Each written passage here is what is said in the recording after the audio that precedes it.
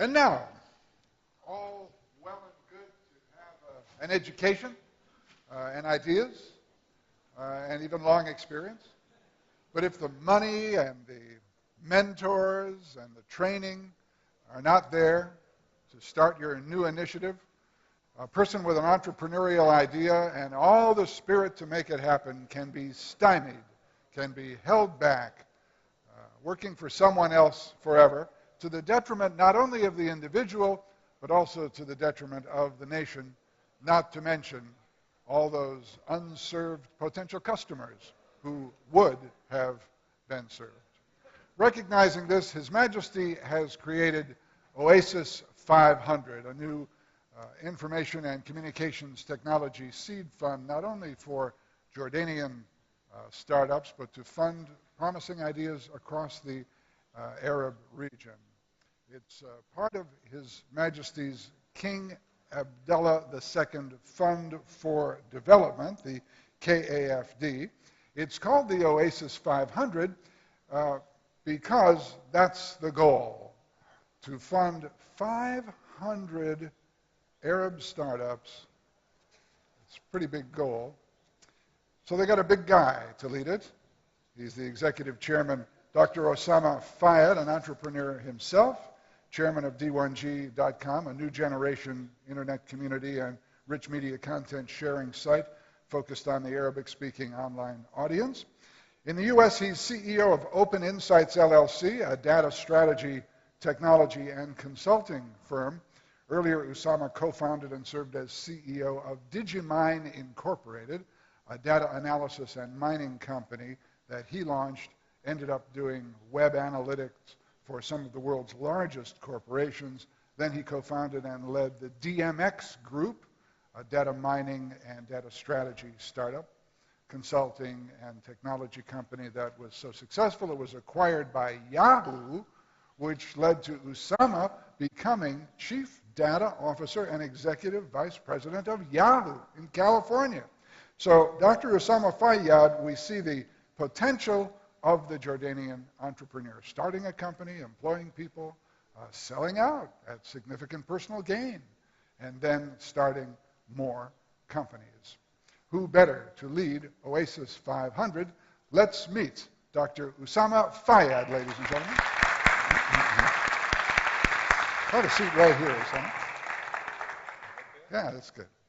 Have a seat right there, and I'll sit over here. Oh, did I? Oh, you know I need those notes, right? Let me start by asking you how this whole thing began.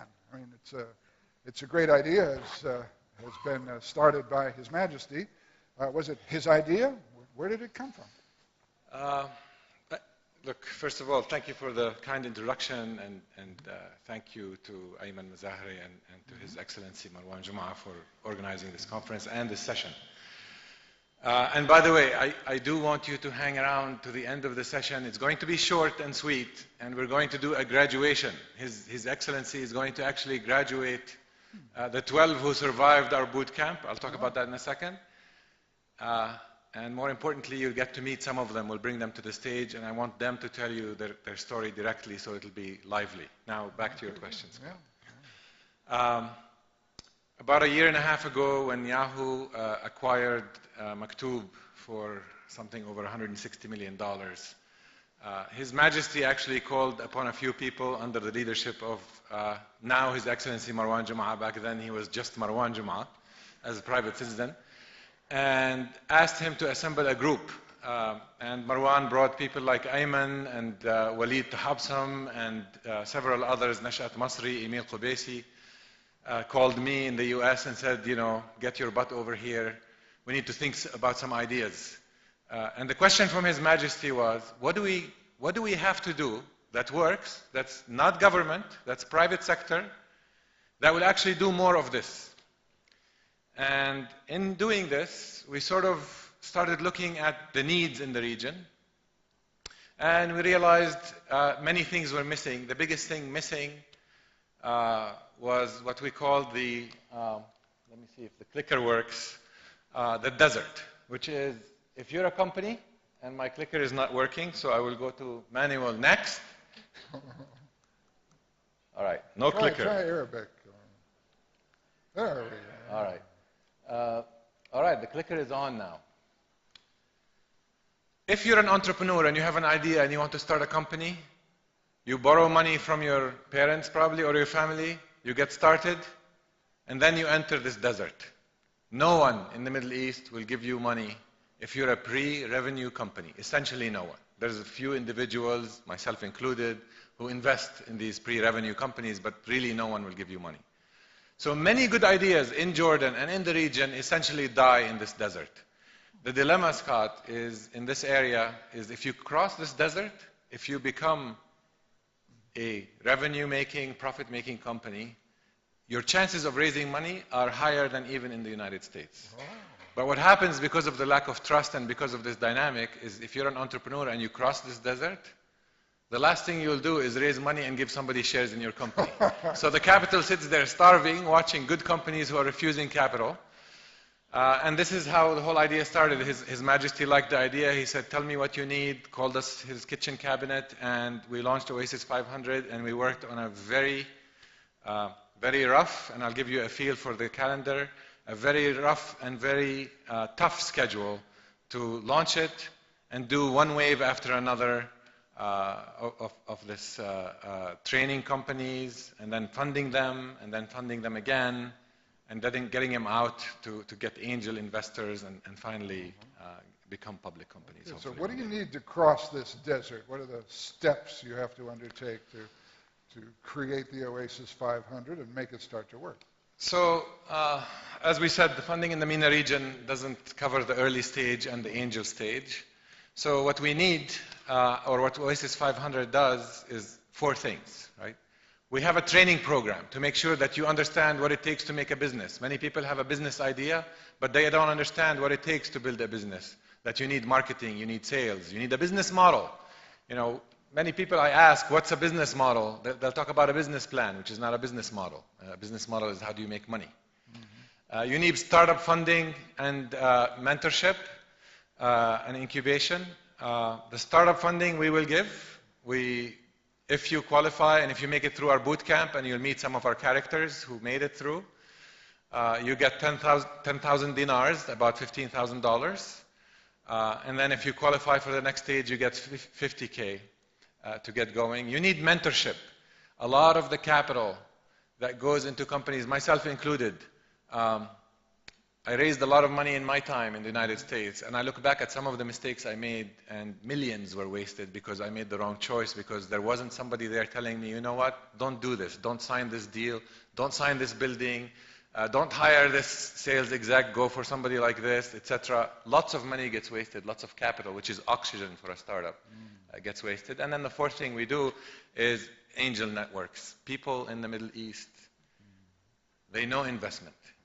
If you want to create a project to invest in land, or to build a gas station in Amman, or to build a building, you can raise capital in 2 hours, 3 hours, a day, right? Everybody jumps. That same crowd doesn't understand that there's a very similar analogy going on in cyberspace, in the computer world, which is, why not invest in these great pieces of real estate on the internet? Pieces of land with a nice view, with great value, that will grow at a much higher multiple, much faster, and in the process, create jobs, create a whole new economy, etc. Okay. So, all right. There are a lot of organizations that will fund at this level of development in the U.S., right? But you said none really here, right? So so do you just take a U.S. model and apply it here, or does Oasis 500 have to be different in some way from the similar organizations we see in the U.S.? Is there something uniquely Middle Eastern about it, Jordanian about it? Yeah. Or are there just U.S. examples that you're just applying? So the first thing we did, of course, is look to places where this model has worked. And what we found, the models we liked are models like Y Incubator, which is really based around one mentor, Mr. Graham, who sort of likes to mentor these startups. Another one that we really liked a lot was called Techstars, which is based on a network of mentors, which is what we do, and that's why I emphasize the network of mentor approach. That model works, right? Now, that model does not work in the Middle East. Why? Because we still need a wave or pipeline of people who have been trained on the basics of business, who have the mentality of understanding, yes, I will give you a share of my company, take 5%, 10%, and enable me to move 10 times faster or 100 times faster. We need that culture to be established. So to address that part, we created that whole training program with the boot camp, which is very intensive, lots of days and nights of hard work that we use to train our entrepreneurs, and whoever goes through it, I think, probably have experienced something that I hope will change their lives. And if they continue, it will be handy. If they don't continue with us, we've given them tools that they can go and build other businesses. So the training program is unique. And the Angel Network, our administering it and our encouraging it is also unique because in the US, the system has been going for decades. And you have these angel networks. Once you have an idea and you've proven the prototype, you can just hold a couple of meetings. And there's a lot of people who'll say, you know, I get it. There's an infrastructure. There's a bunch of law firms who know how to do it. And within days to weeks, you have your angel round. This does not exist in the Middle East. And that's why we created essentially this funnel where by coupling it with the training program up front, which we use also for selection, and the angel network at the bottom, we have something extremely unique. And what's super unique about it is no other fund in the world, not just in the US, in the world, can offer investors today an ability to invest in pure startup capital like Oasis 500 does. And that part excites me because it's innovative, it's new, and it's actually targeted at sort of a choke point in the economy for us. So how does it work now from the perspective of someone who's seeking funding? I guess that's the next question, right? How does it work? Yeah. Let me answer that question by giving you a quick example of what some of these people that you will meet on stage have gone through. Okay. Here's an example of how we function, right? Early August, we decided we're going to launch wave 1 of Oasis 500. We threw out a campaign saying we're accepting applications. I was nervous looking for 100 applicants, hoping to get 30 good ones. We got 300 applications, actually 80 outside Jordan, even though we didn't do any marketing outside Jordan. And out of those, the quality was so high that we actually filled up. Wave 1 was 33. So my promise to my board was 3 waves by 33 is roughly 100. So that's what we'll do this year, in 2010. The quality was so good that we filled out 2 waves in one shot. Right? So this is how much demand is out there, and this is what His Majesty referred to, that if you have questions here, ask Oasis 500 how many people want to get in and are waiting. So we're launching wave 2 on October 30. So early August, we send it out. We process all the applications. By September, we hold the beginning of our courses.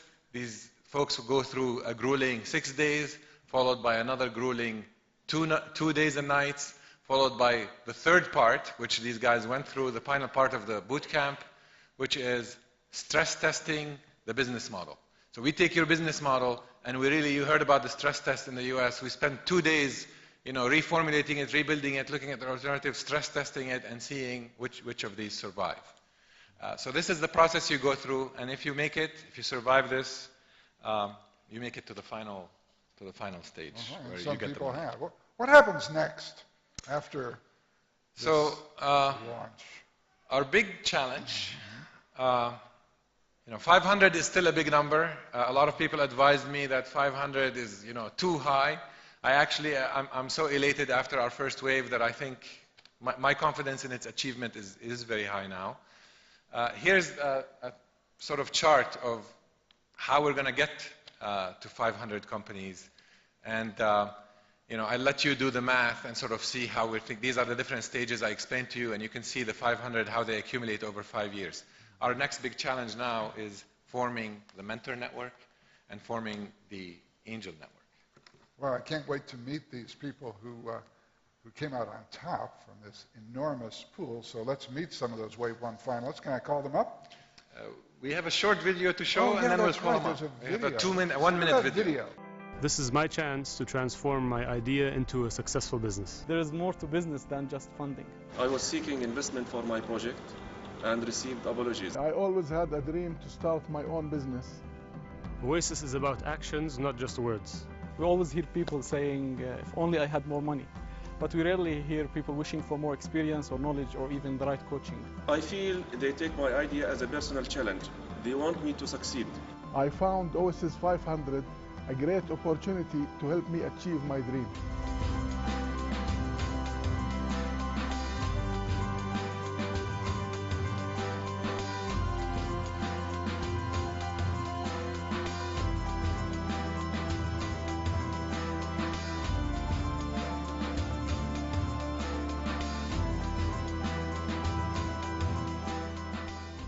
Don't underestimate me.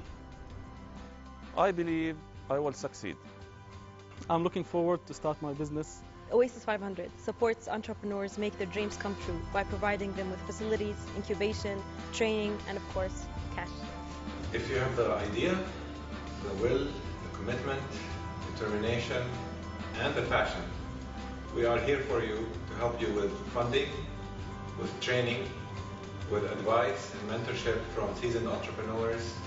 Oasis 500 is all about making your idea into a real functioning business.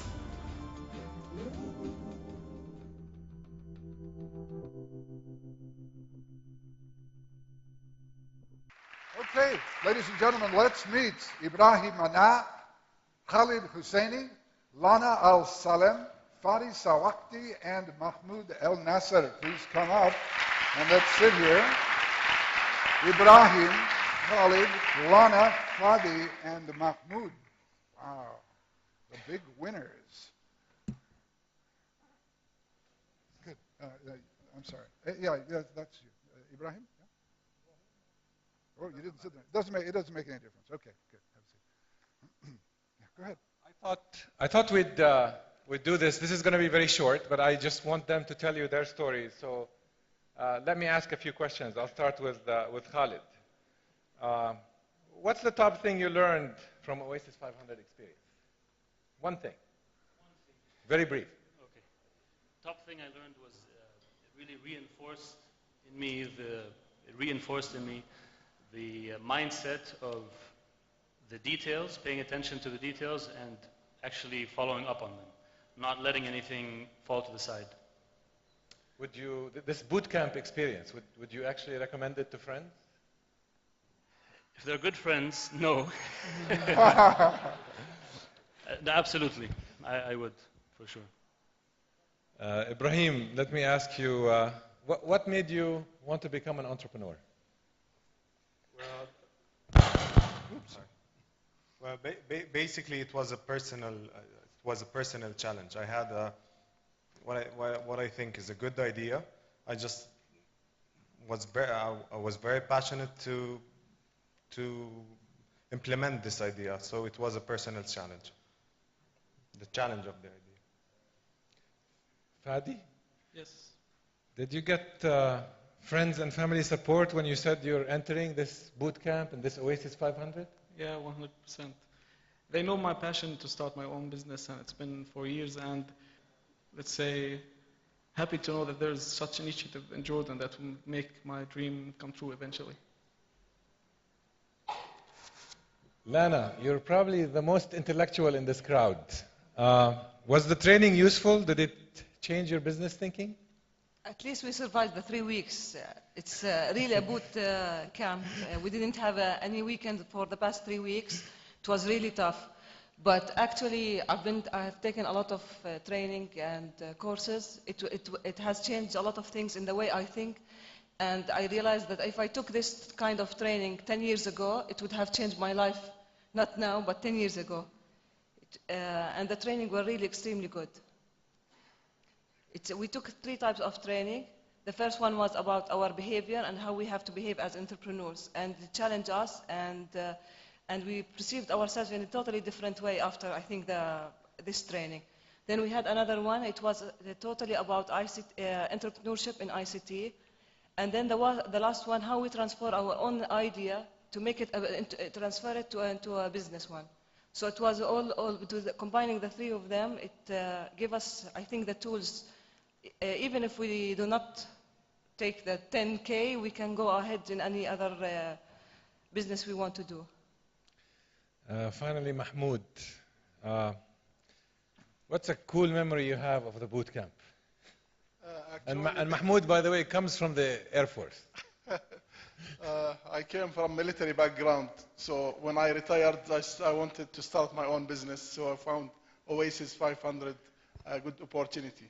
Actually, what was the most thing I remember from this boot camp, you know, before my presentation pitch, I worked very, very hard, you know, to do my presentation well, put it on my memory stick, and, you know, just tested it before, a night before, everything is okay, put it in my pocket and went into the presentation, stuffed it into the laptop, okay, here's my presentation, click, it didn't open.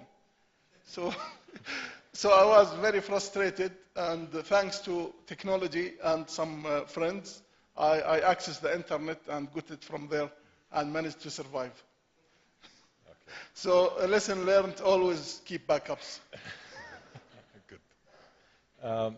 With this, what I'd like to do is maybe call Ms. Lubna Taime to the stage. Lubna is our training manager. She has been the, I guess, sergeant that put the people through the boot camp and drove them very hard.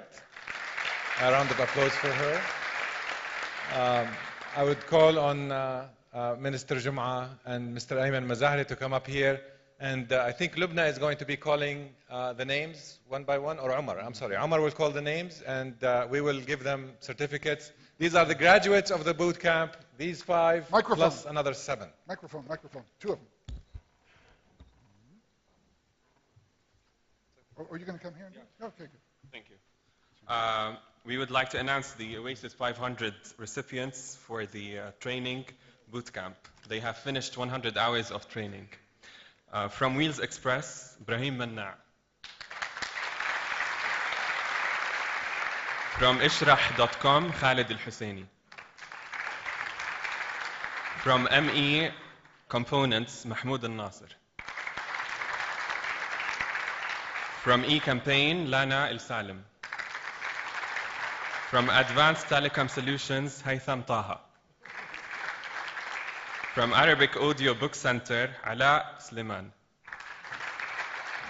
From Curlstone Studios, Fadi Barghouti. From Feed the Children Initiative, Reem El-Zain. From Simsam, Mamdouh El-Sharif. From ShababJobs.com, Fadi Sawaqidi. And last but not least, from check-in service, Aboud Khdir.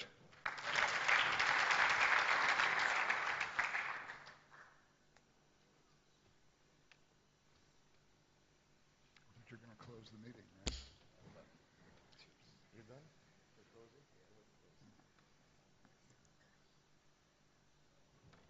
done? Okay, we're coming to a close.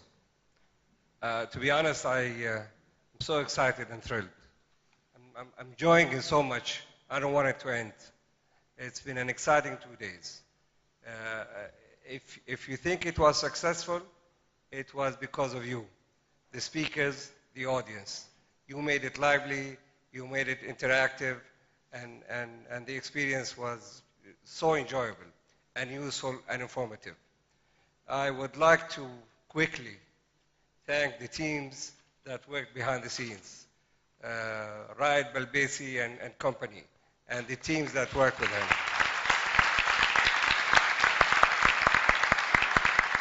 Thank you, Raed. I think we had some tough times, but at the end, everything turned out to be really great. Thank you very much, and thank you for the teams.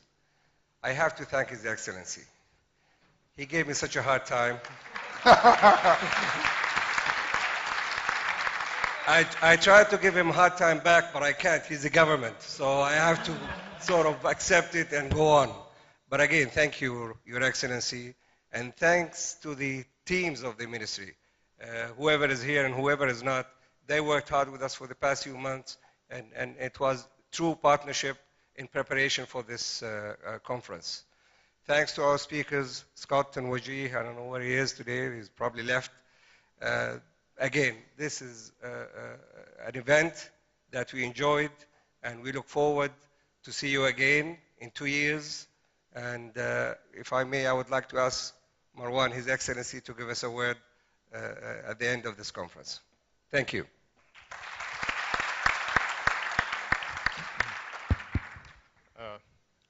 Thank you, Ayman. One of the perks of being in government, I can give him a hard time and he can't. That's one of the very few perks. You know, again, this has been, I think for Jordan, once again, an inflection point. Starting with His Majesty's speech, I think the support and the boost we got from His Majesty will last us for the next 10 years, if not more. But I think it raised the bar once again. The onus is on us as government and as you as private sector to deliver over the coming 10 years, if not more. We have a lot of work ahead of us. We've achieved a lot in Jordan, and I think this is just the beginning. We are scratching the surface. And there's no better ending to this event than the session with Usama. I think with Oasis, this can be, for the region, a game changer. Not only because we're graduating X amount of talent, and I was talking to Usama at the press conference, because this can really change the culture of the Middle East. The culture that people should take risk, embracing entrepreneurship, and that we should accept failure and encourage and celebrate failure even. This can be a game changer that goes way beyond the IT, and that will hopefully go way beyond Jordan. When His Majesty mentioned 5% contributing much more than what we have today in terms of workforce, what the impact could be, we need to create that deal flow. We need to have those companies down the line. And I think things like Oasis 500 and, what are you doing with your hands, Raed? I can't read your hands. Raed is giving me hand signals I can't read, basically. You want to talk? Okay. Abid wants to close. No problem, Raed. Thank you, Raed. Raed is giving me hand signals. I'm trying to understand. I'll give you a little story about Raed. Before the event started, Raed was. I came in at about 8:15, 8:30, and Raed's face was a little more red than what it is now. He was puffing cigarettes outside. And I say, Raed, what's wrong? He says, well, we haven't printed the name tags for the chairs. And many of you had seats assigned, basically, including His Majesty. So I told Raed, okay, what's the issue? We're going to have an issue on our hands. I'm going to have a heart attack right now. And we agreed to actually write the names. We said, no one knows you're supposed to print them. So at the end of the day, people find their names, written otherwise, things will be okay. And somehow things fall in place, though. I don't know how, but they fall in place. Where we were, I think, a week ago, we had a lot of issues, but somehow things fell in place, and I think His Majesty, God bless his soul, what basically the support we got from him, I can't thank him enough. And we can't thank him enough as Jordan, and as sometimes we take him for granted, and I want to say it from the heart. And John Chambers always reminds us, a good friend of His Majesty, he always says, you have a king that gets it. And we take it for granted in Jordan, that we have leadership that basically buys into the process more than we do. And for him to say at the closing, I'm your biggest champion, one of your biggest champions, what more support can we get as public and private sector? But I think we have a work cut out for us. I think for Jordan, this is nothing but hope, nothing but inspiration, and graduating those 5 graduates or 12 graduates. Usama, you have your hands full as well. Unfortunately, I can't be with you investing in those companies, but you have all the support as a government at the end of the day. And again, I think, once again, thank you. I mean, Ayman thanked everyone. But I think what's unique really in Jordan has been the partnership, and this is not talk. The partnership we have with the government, with the private sector. I say with the government. I forget sometimes that I'm in government. Sometimes I forget in press conferences that I'm government. And I say, off the record, guys. No, but I think the fact that I came from the private sector, this really is a unique partnership. The fact that Ayman spends more time with me at the ministry than he does at his work, I think, the past 6 months. The fact that I'm building on achievements of others. What's very important, don't forget.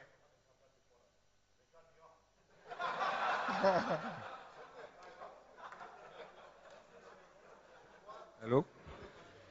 We don't have a Minister of Information in Jordan, but I don't know what happened. I've been censored. No, once again, I think I was about to say building on what others have accomplished with Fawaz and then with Nadia, with Omar, with Abu Jawad, Basm Rosan. We're building others' accomplishments, and others will come. I will move on. Others will continue this journey. But this for Jordan, I think, is not a choice. It's not an option to build this industry. For Jordan, I think this is the only way out. We will have hundreds of millions of people graduating into the labor force in the Arab world. And focusing on knowledge-based economy, I think, is the only way forward. Again, just to thank everyone. Scott, thank you for your support. Intaj, your partnership. My people at the ministry, Nidal, primarily, and Haytham, I really gave them a hard time the past month or so, and everybody else at my ministry. Ra'ad, your wonderful work, and Abid, I think you want to close now. But then again, thank you for coming. You made this event a success. The speakers and you who stayed late into the sessions, and you participated actively into your questions and engaged with us here in Jordan. And hopefully we've been able to put on a good show, and we look forward to seeing you hopefully on 10-10-12, I'm going to say it from now. So thank you for coming and have a great evening. Thank you. I'll give the mic to Abid to do the final close, but I need to thank my board, who was supportive from day one and was part of the planning. So I thank each member of the board for being with us and for being supportive all along. Thank you very much. And Abid.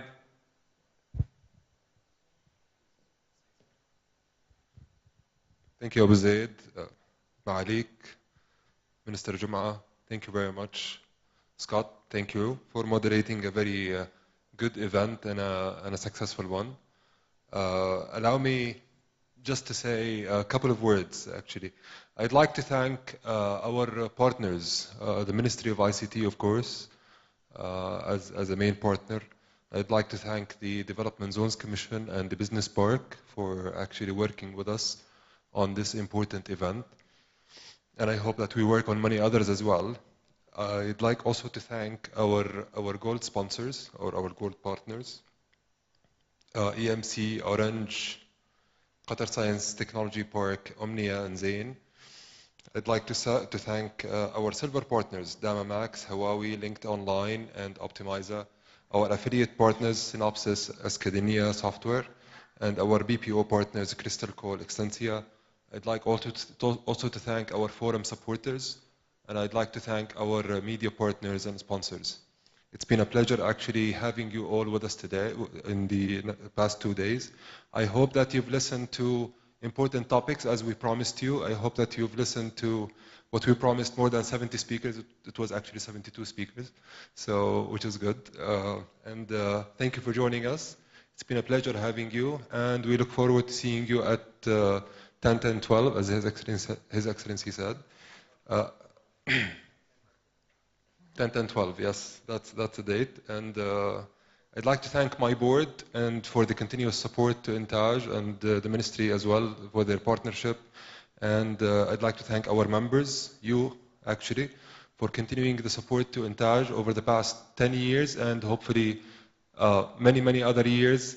I'd like to thank my team, Intaj team, and Ra'ad for actually working with us, with your team, Muhammad and everyone. And thank you guys, and see you in 2 years.